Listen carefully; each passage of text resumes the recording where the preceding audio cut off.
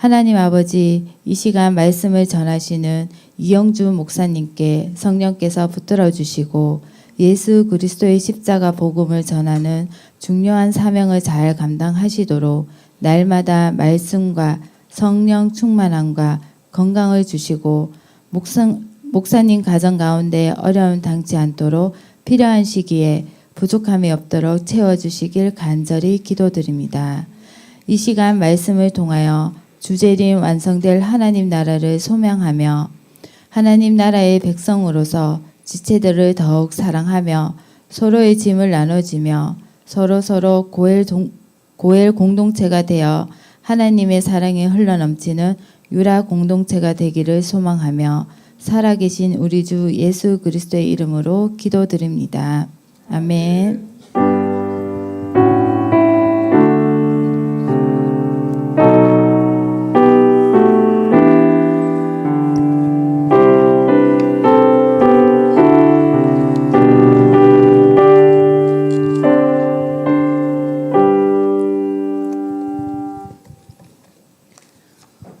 오늘 우리에게 주시는 말씀은 마태복음 11장 15절에서 19절까지 말씀입니다.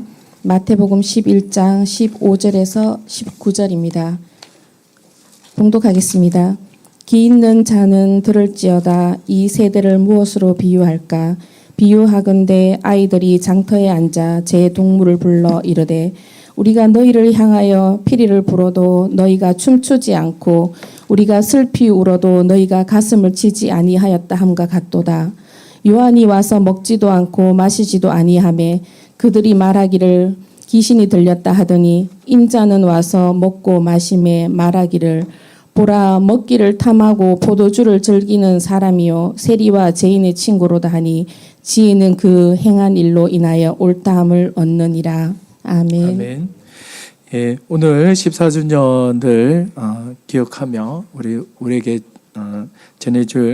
말씀을 전해줄 이영주 목사님은 지금 현재 창원에서 말씀으로 교회를 작년에 개척을 하셔서 지금 개척 중에 계시고요.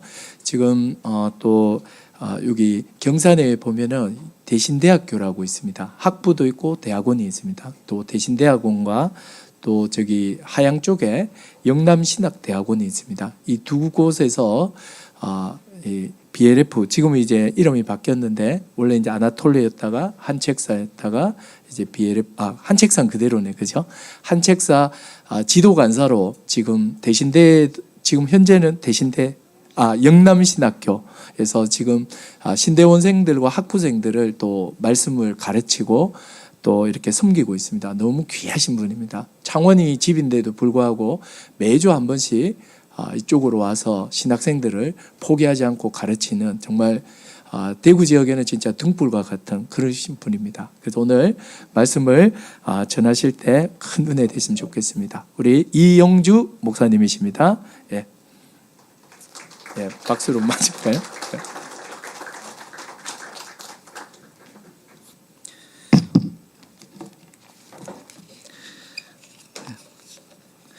네, 주님의 이름으로 사랑하고 축복합니다. 서로에게 인사할까요? 네, 주님의 이름으로 사랑하고 축복합니다. 네, 오늘 본문 마태복음 11장입니다. 11장은 예수님의 초기 사역이 마무리되고 이제 중기 사역이 시작되는 시점입니다. 전문맥 10장을 살펴보면은 그 10장부터 보면 예수님은 드디어 12제자를 세우셨어요. 그리고 10장 후반부부터는 이제 말씀도 좀 강한 어조로 하십니다. 마태복음 10장 34절에 보면 이렇게 말하고 있습니다. 내가 세상에 화평을 주러 온 줄로 생각하지 말라. 화평이 아니요 검을 주러 왔노라. 또 38절 말씀.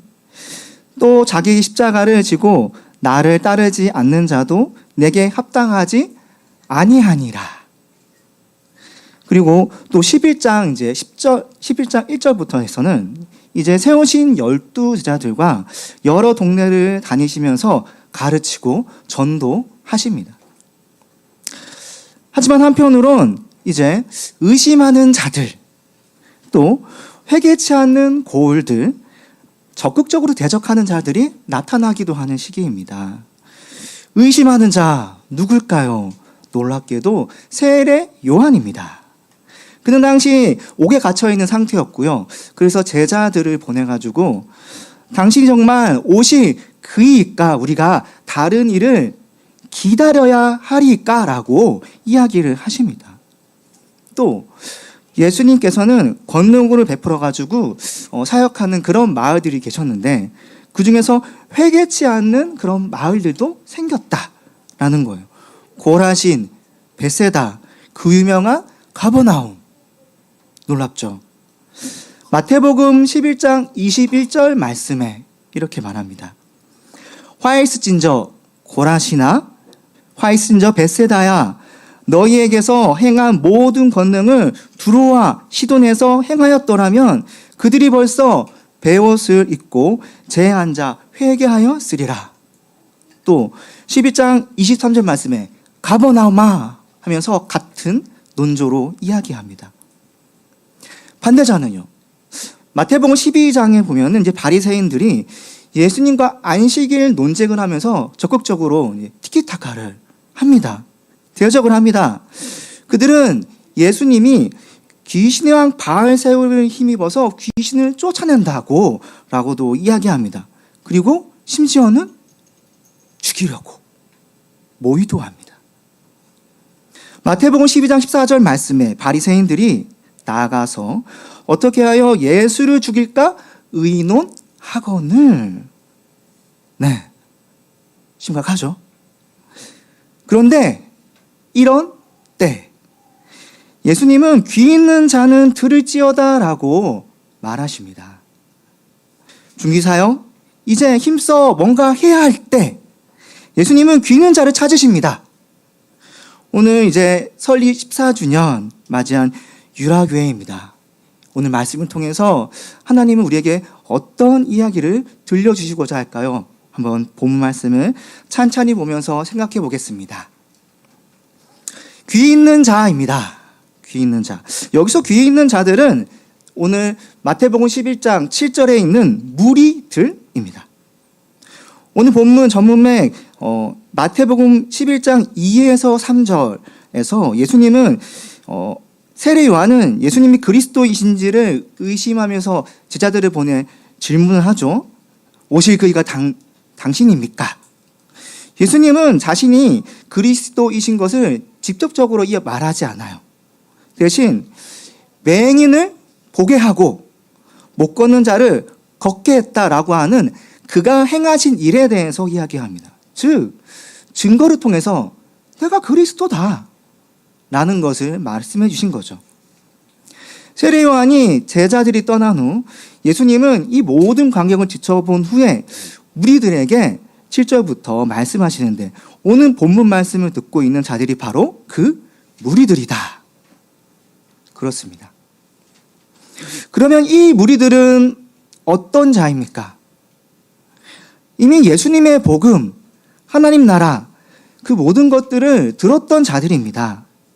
예수님의 말씀을 들을 수 있는 귀가 있는 자들, 지혜로운 자들입니다. 그냥 우연히 지나가던 사람이 아니란 말이에요. 예수님을 알고 신뢰하고 따라다니는 무리들. 귀 있는 자는 들을지어다. 그런데 예수님은 그들에게 들으라라고 말하는 거예요. 뭐 귀 없는 자가 있겠습니까? 그런데 왜요? 그럼에도 불구하고 예수님은 귀 있는 자는 들을지어다고 말씀을 하시면 이 귀 있는 자들 적극적으로 찾으신다는 강조. 그러니까 꼭 들을 이야기가 있으니까 너희들이 들어야 한다라고 하는 것이죠. 너희들이 귀 있는 자들 아니냐? 너희가 이제 말씀을 좀 들을 줄 있지 않느냐? 내 말을 듣고 좀 곰곰이 생각해 봐라. 예수님의 분위기가 사뭇 평소와 다릅니다. 가볍지가 않아요. 예수님은 지금 하나님의 말씀 앞에 무리들을 무겁게 세우고 있는 거예요. 코람데오죠. 예수님은 지금 이렇게 그들을 하나님 앞에 세우는 거예요. 너희들이 나를 따르는 새 하나님 나라 백성 아니냐. 그러면 이제 내 말을 귀 기울여 생각할 때다. 하나님의 나라 백성이라면. 그러므로 하나님 나라 백성은 말씀을 귀 기울여 들어야 합니다. 유명한 구약 말씀이 있습니다. 쉐마 이스라엘이죠. 신명기 6장 4절부터 5절 말씀 이렇게 이야기합니다. 이스라엘아 들으라. 우리 하나님 여호와는 오직 유일한 여호와시니 너는 마음을 다하고 뜻을 다하고 힘을 다하여 내 하나님 여호와를 사랑하라. 모세는 그의 마지막 설교에서 이스라엘 백성들에게 들으라고 소리칩니다. 무려 40년 동안 그들과 함께하면서 동고동락했고요. 가르치고 말하고 얼마나 이야기했겠습니까? 근데 또 들으라고 이야기를 합니다. 어찌 보면 항상 듣던 그 말씀이에요. 방금 전에 이야기한 그 말씀. 여호와만이 하나님이다. 다른 신은 없다는 그런 이야기 아닌가요? 오직 여호와만 사랑하라. 이거 맨날 듣는 하나님 사랑 그 이야기 아닌가요? 또 대선지자 이사야도 마찬가지죠. 이사야서 55장 3절 말씀에 이렇게 이야기합니다. 너희는 귀를 기울이고 내게로 나와 들으라. 그리하면 너희 영혼이 살리라. 그렇게 이스라엘 백성은 가르친 이사야지만 또 기울이라. 귀를. 왜요? 그렇게 들어야 살기 때문입니다. 자, 우리는 왜 교회로 모입니까? 교회는 무엇을 하는 곳입니까? 교회는 하나님의 말씀을 선포하는 곳입니다.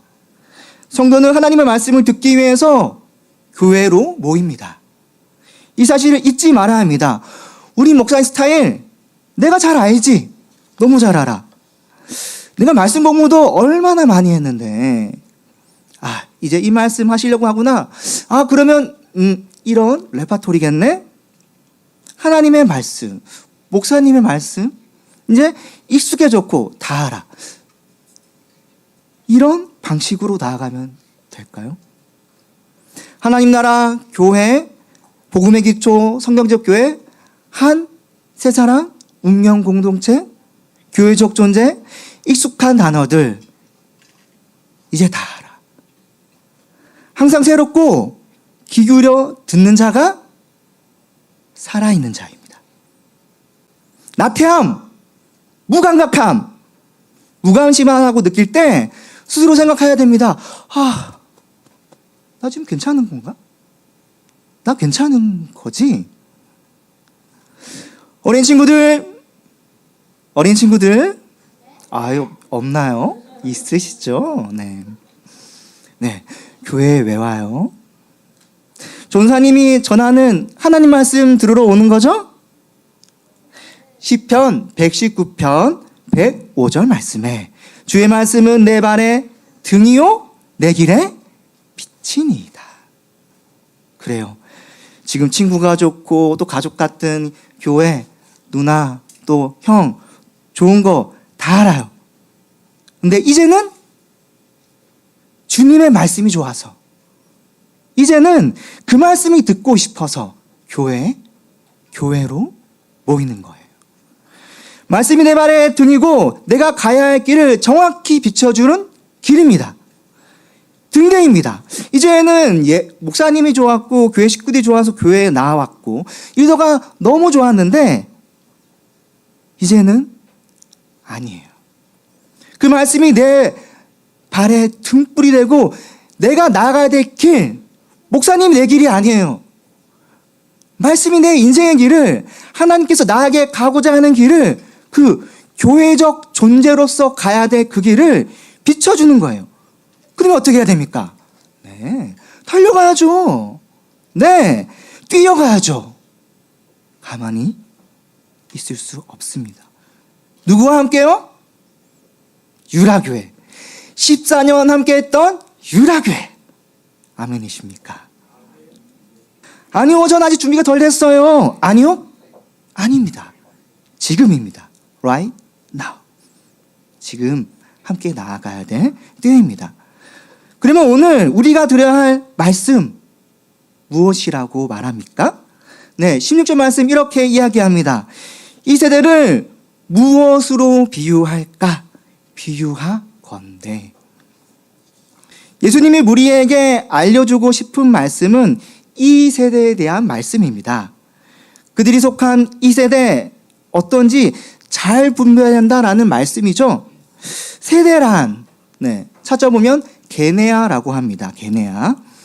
가문, 족속, 인종, 세대, 시대, 즉 동시대에 속한 무리들입니다.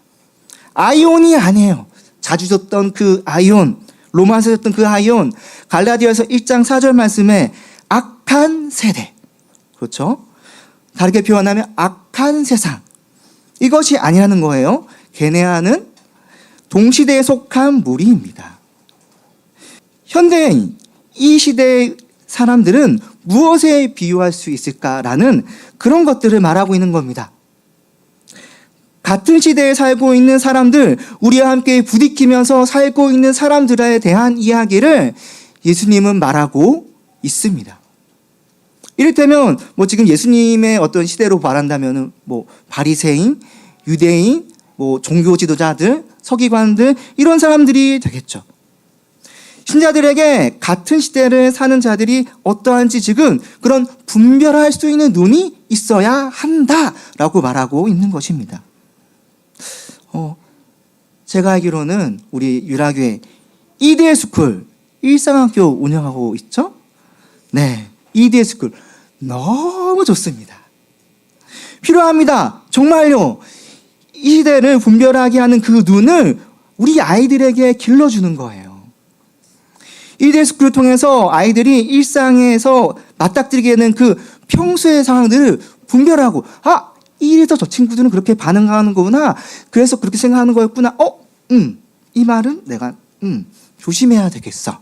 어렸을 때부터. 우리 기독교인이 살아가는 그 세계, 눈에 보지 않는 그 세계가 다르다는 것을 심어주죠. 매일 겪는 그 일상을 분별할 수 있게 하는 것이 바로 여기에 있습니다. 세대를 분별하는 말씀. 그러면 예수님은 그 세대가 지금 어떻다라고 말합니까? 그 특징은요? 오늘 16절 말씀 이렇게 쭉 이야기하고 있습니다.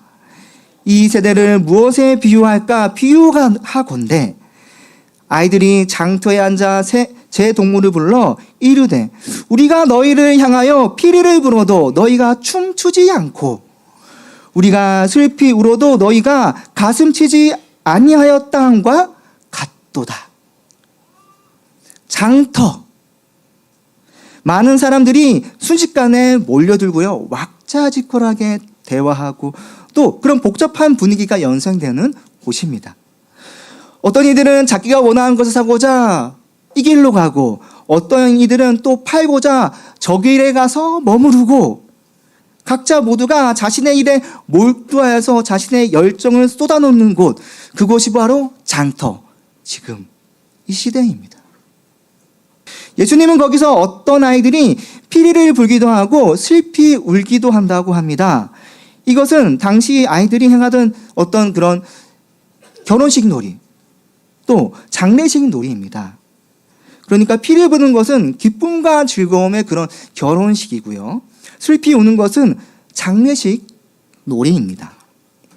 그런데 재미있는 것은 아이들이 이렇게 피리를 불기도 하고 또 울기도 하는데 그 아이들과 반대로 이 동물들은 아무런 반응이 없다는 거예요. 무감각하고요. 공감하는 것이 없어요. 피리를 부는데도 기뻐하지 않고 또 슬피 우는데도 그냥 무덤덤한 거예요.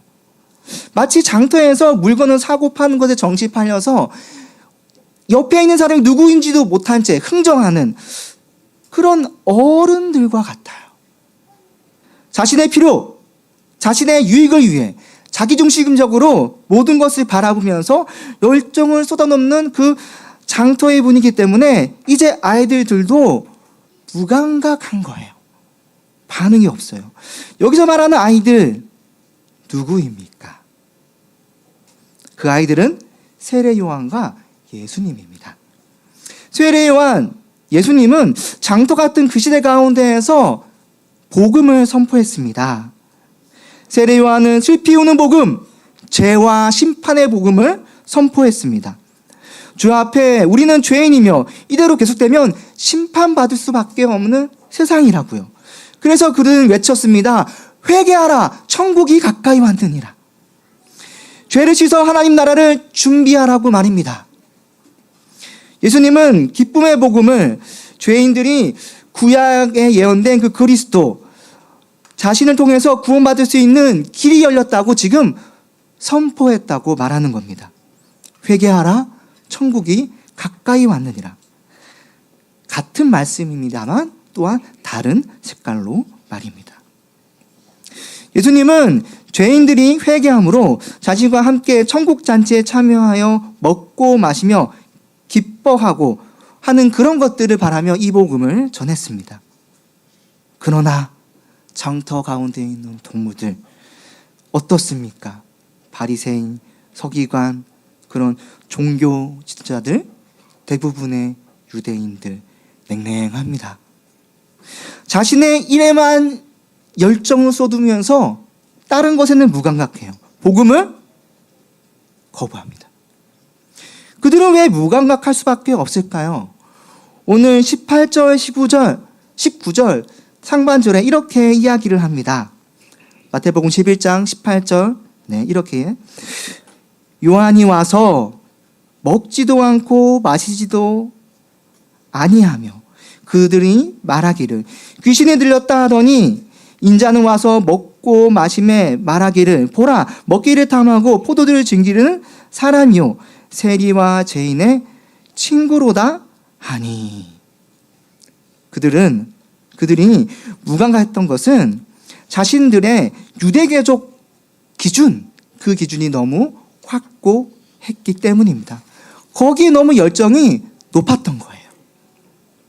세례 요한은 전통적 유대인들이 보기에 너무 죄를 슬퍼하면서 금욕적인 생활을 했습니다. 또 너무 과감하게 죄에 대한 심판을 선언했습니다. 좀 우리말로 한다면 부담스러워요. 좀 가까이 하기엔 먼 당신 그런 거 있잖아요. 또 한편 예수님은요, 당시 유대인들의 그런 금식 규정을 따르지 않았어요. 유대인들이 멀리하던 죄인들과 좀 자유롭게 교제했어요. 식사했어요. 이런 모습은 종교 지도자들, 그런 유대인들이 도저히 받아들일 수 없는 그런 불편한 모습입니다. 부정한 일이에요. 그 결과는요, 세례 요한에게는 귀신 들렸다고 호도합니다. 예수님은요, 탐식가요, 술꾼이요, 세리와 죄인의 친구라고 이렇게 탁 낙인 찍습니다. 도대체 이런 법이 어디 있습니까?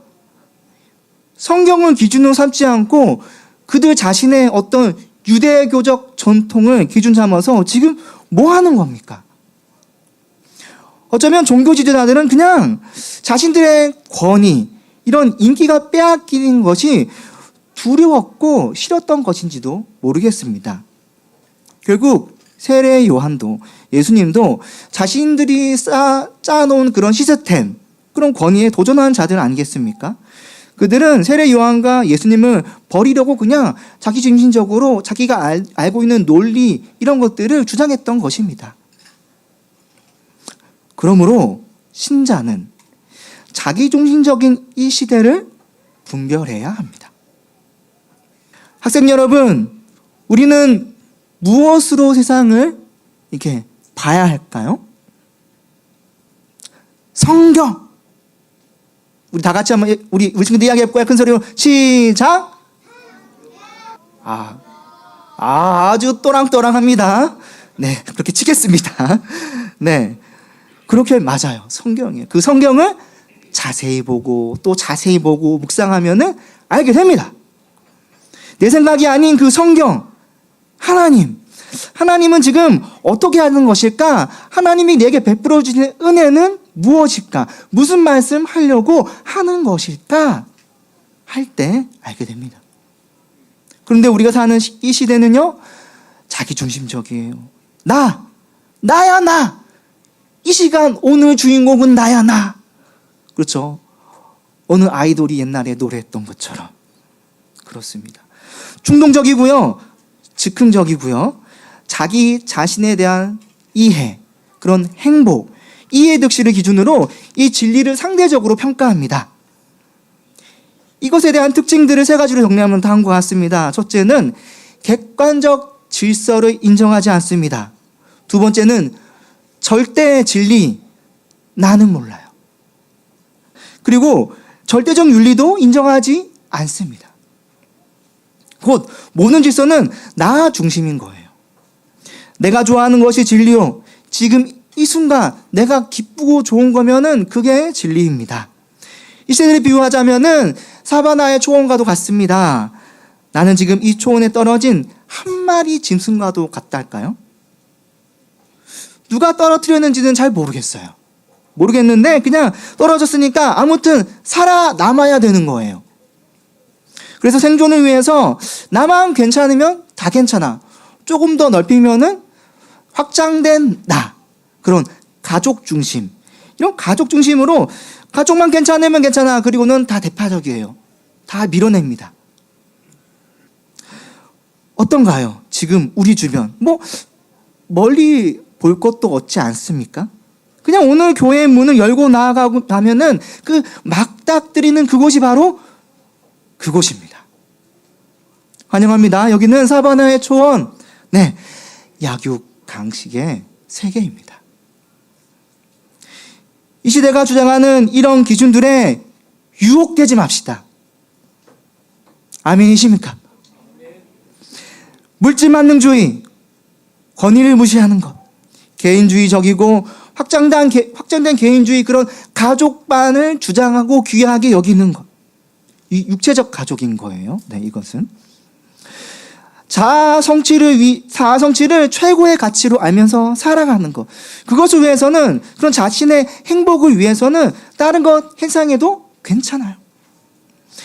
내 진정한 사랑을 찾는 것이라면은 괜찮아요. 교회를 버려도 된다. 그런 로맨스를 주장하는 거, 그렇죠? 이것이 이제 젊은 친구들에게는 가장 핫하죠. 그러나 아니라는 거예요. 로맨스가 내 인생의 최고 가치가 아니라는 거예요. 그럼 이 시대에 교회가 붙잡아야 할 것은 무엇입니까?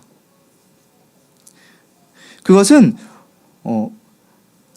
무감각하고 자기 중심적인 종교 지도자들이 버렸던 하나님 나라 복음입니다. 세례 요한과 예수님 둘 다 처음 외친 복음이 하나님 나라 아닙니까? 마태복음 3장에서 세례 요한이 외쳤던 건 회개하라, 천국이 가까이 왔느니라. 예수님도 마태복음 4장에서 회개하라, 천국이 가까이 왔느니라. 두 사람은 같은 하나님 나라 복음을 선포했습니다. 종교지도자들 거부했지만 꿋꿋이 예수님과 세례 요한은 붙잡았습니다. 세례 요한은 예수님의 사역을 준비하는 하나님 나라 복음으로, 예수님은 그 닦아놓은 그 복음의 길을 걸어가면서 하나님 나라 복음을 선포했죠. 그러나 한편 두 사람은 같지만 차이가 있었습니다.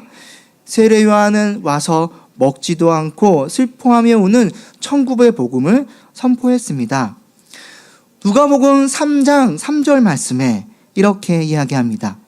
요한이 요단강 부근 각처에 와서 죄 사함을 받게 하는 회개의 세례를 전파하니, 그는 죄로 말미암아 의로운 하나님 나라, 들어갈 수 없는 죄인의 절망과 마지막 날에 대한 심판을 선포한 것입니다. 그는 죄인된 자신과 죄의 노예로 사는 세상을 볼 수 있도록 확장시켜 주었습니다. 누가복음 3장 7, 8절 말씀에 요한이 이런 말을 했다고 합니다.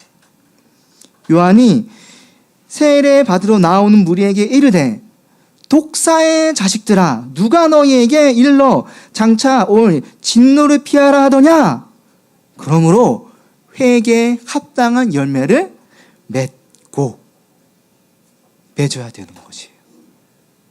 멸망한 세계에 대해서 알아야 되는 거예요. 그런데 예수님은요, 어떻습니까? 와서 죄인들과 먹고 마시며 피를 불고 기뻐하며 한 가족처럼, 천국 가족인 것처럼 살았어요. 마태복음 9장 10절, 15절 말씀 이렇게 이야기합니다. 예수께서 마태의 집에서 앉아 음식을 잡수실 때 많은 세리와 죄인들이 와서 예수님과 그의 제자들과 함께 앉았더니, 또 15절은요, 예수께서 그들에게 이르시되 혼인친 친구들이 신랑과 함께 있을 동안 슬퍼할 수 있겠느냐? 즉 기뻐해야 된다는 거죠. 예수님은 자신을 통해 이미 임한 하나님 나라가 임했다고 선포하시기도 했습니다. 어디 임했습니까? 바로 교회. 교회가 바로 이미 임한 그 하나님 나라, 함께 천국을 누리는 곳 아니겠습니까? 그 천국을 미리 맛보는 것. 우리는 종교지도자들이 거부했던 그 천국의 복음을 붙잡아야 합니다. 의로운 하나님 나라를 생각하면서 자신의 죄인됨을 깊이 깨달아 슬퍼하며 회개하는 복음.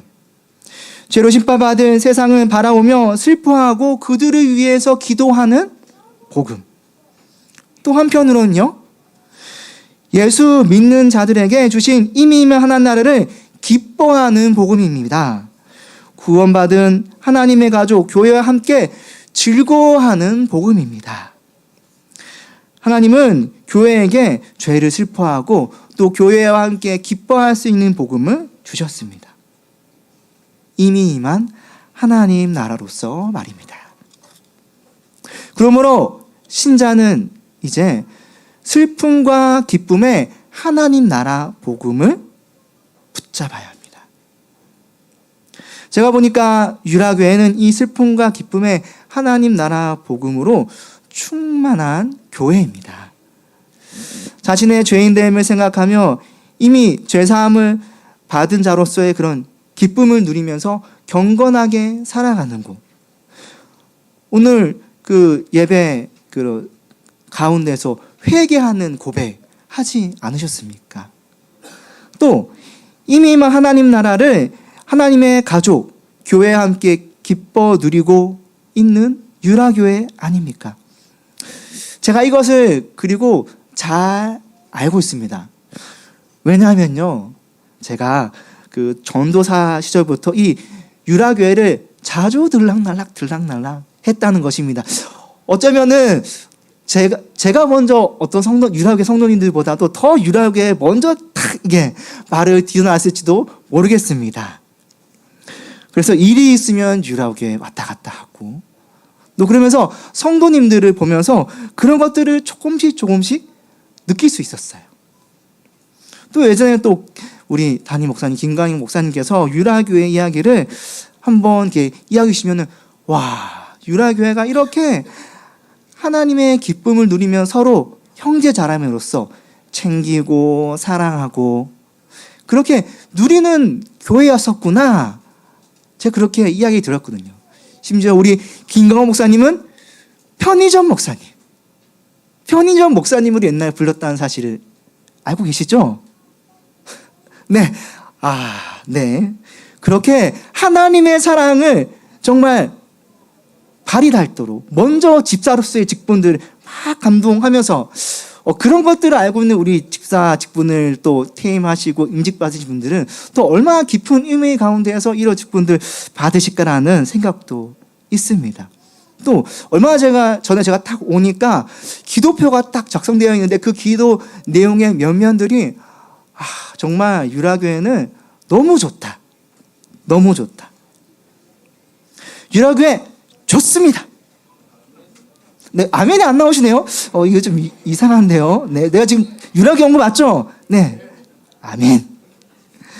유라교회는 하나님이 세우신 그 김광호 목사님의 양육 아래 예배와 양육이 정말 잘 이루어지고 있어요. 그런데 여기서 끝 아니죠? 아닙니다. 아닙니다. 슬픔과 기쁨의 하나님 나라 복음, 결국 예배, 양육 어디로 나아갑니까? 선교. 다 함께 외쳐볼까요? 시작. 선교. 선교입니다. 죄를 슬퍼하는 복음으로 예배하고 양육받은 자들 결국 어디로 나아갑니까? 선교입니다. 죄의 노예 가운데서 심판으로 나아가는 세상을 바라보며 슬퍼하고 위해서 기도하는데 어떻게 세상을 부수면서 세상으로 나아가지 않을 수 있단 말입니까? 선교하지 않을 수 있단 말입니까? 마찬가지로 이미 임한 하나님 나라를 기뻐하는 복음으로 예배하고 양육받는 자들 또한 선교로 나아갈 수밖에 없어요. 왜냐하면 이미 임한 하나님 나라를 교회와 함께 기뻐 누리고 있지 않습니까? 내가 기쁜데 그 기쁨은 어떻게 안전합니까? 초신자일수록 더 전하더라고요.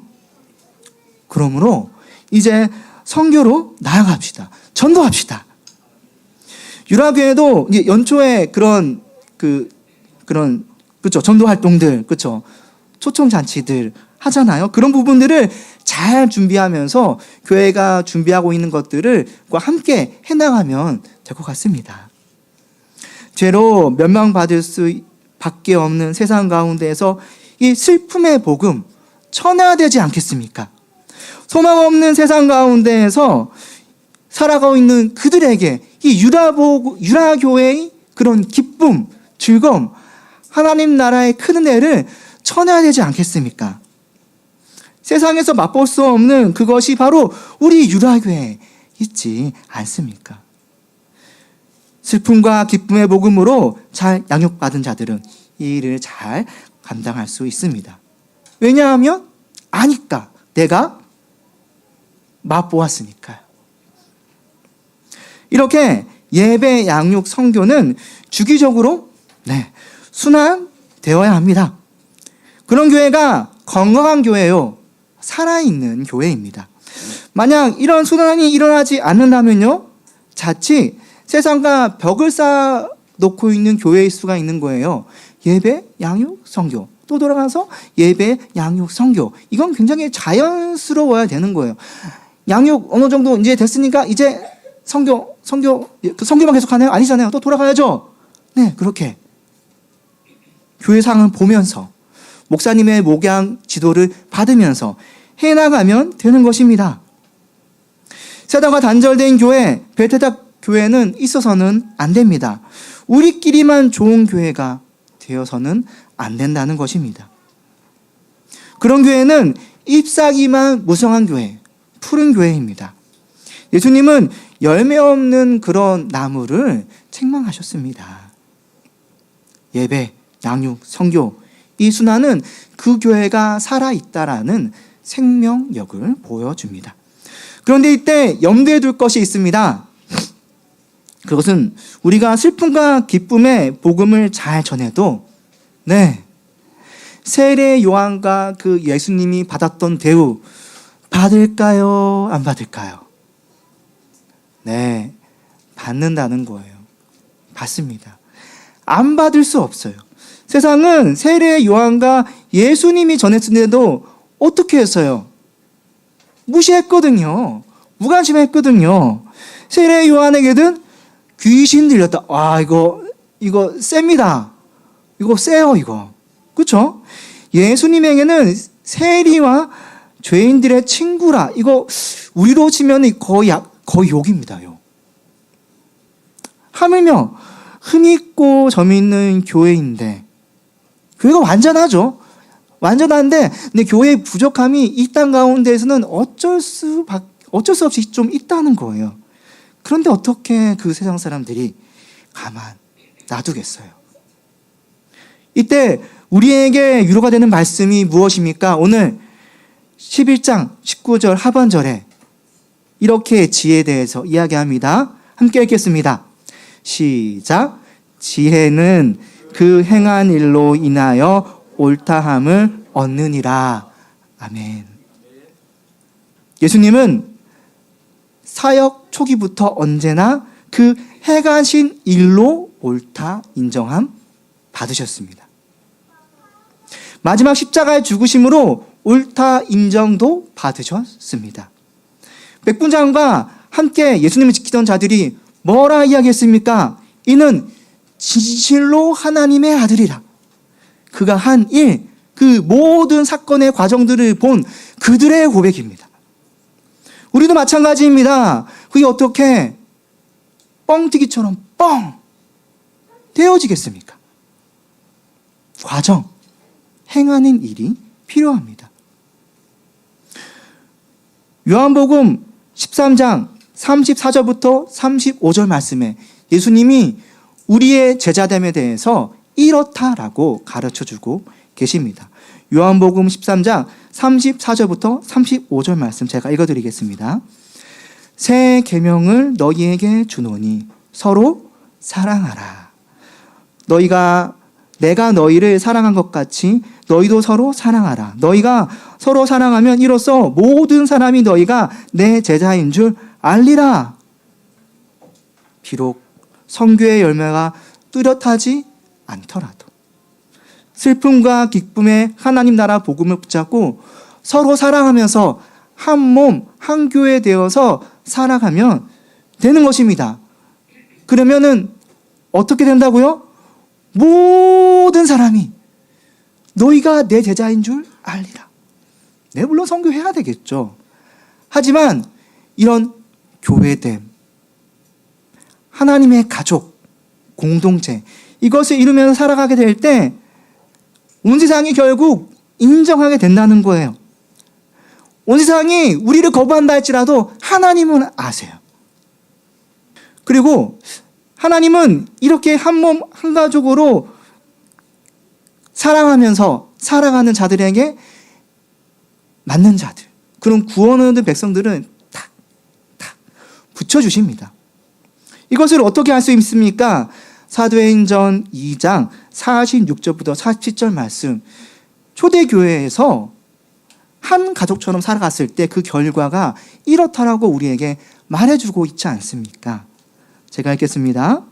사도행전 2장 46절, 47절 말씀. 날마다 마음을 같이하여 성전에 모이기를 힘쓰고 집에서 떡을 떼며 기쁨과 순전한 마음으로 음식을 먹고 하나님을 찬미하며 또 온 백성에게 칭송을 받으니 주께서 구원받는 사람을 날마다 더하게 하시니라.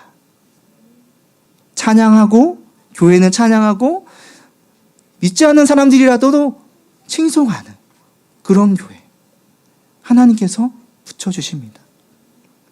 우리가 걸어가야 될 길입니다. 주님께서는 열매가 있게 하십니다.